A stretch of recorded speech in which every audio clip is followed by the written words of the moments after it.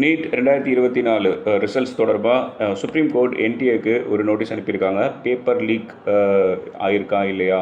Okay, ஏன்னா paper leak ஆகினது தான் ஒரு பெரிய ஒரு தவறாக முறைகேடாக பார்க்குறாங்க. ஸோ அந்த மாதிரி ஒரு பேப்பர் லீக் நடந்திருக்கா என்ன அப்படிங்கிறதுக்காக ஒரு விளக்கம் கேட்டு ஒரு நோட்டீஸ் ஒன்று என்டிஏக்கு சுப்ரீம் கோர்ட் அனுப்பிச்சிருக்காங்க. இது பாயிண்ட் நம்பர் 1. பாயிண்ட் நம்பர் 2 என்ன அப்படின்னா, ஸ்டே கவுன்சிலிங்க்கு எந்த ஸ்டேவும் கிடையாது. கவுன்சிலிங் நடக்கலாம், அதுக்கு எந்த ஸ்டேவும் கிடையாது. ஏன்னா கவுன்சிலிங் நடந்தால் தான் அட்மிஷன்ஸ் எல்லாமே கரெக்டாக நடக்கும். ஸோ அதனால் கவுன்சிலிங்க்கு எந்த ஸ்டேவும் இல்லை அப்படிங்கிற மாதிரி சொல்லிட்டாங்க. 3வது ரொம்ப முக்கியமான விஷயம், நீட் மாதிரி ஒரு எக்ஸாமோட நம்பகத்தன்மை கேள்விக்குறியாக இருக்கிறது ரொம்ப ரொம்ப வருத்தத்தை அளிக்கிறது அப்படிங்கிற மாதிரி சுப்ரீம் கோர்ட்டில் நேற்று ஜட்ஜஸ் சொல்லியிருக்காங்க. ஸோ நோட்டீஸ் பேப்பர் லீக் விஷயமாக நோட்டீஸ் கொடுத்துருக்காங்க என்டிஏக்கு. ஓகே, கவுன்சிலிங் எந்த ஸ்டேவும் கிடையாது. பட் இது கொஸ்டினபிள். ஓகே, ஒரு நீட் எக்ஸாமோட நம்பகத்தன்மை கேள்விக்குறியாக இருக்கிறது வருத்தம் அளிக்கிறது அப்படிங்கிற மாதிரி சொல்லியிருக்காங்க. இதுதான் நேற்று சுப்ரீம் கோர்ட்டில் நடந்த விஷயம்.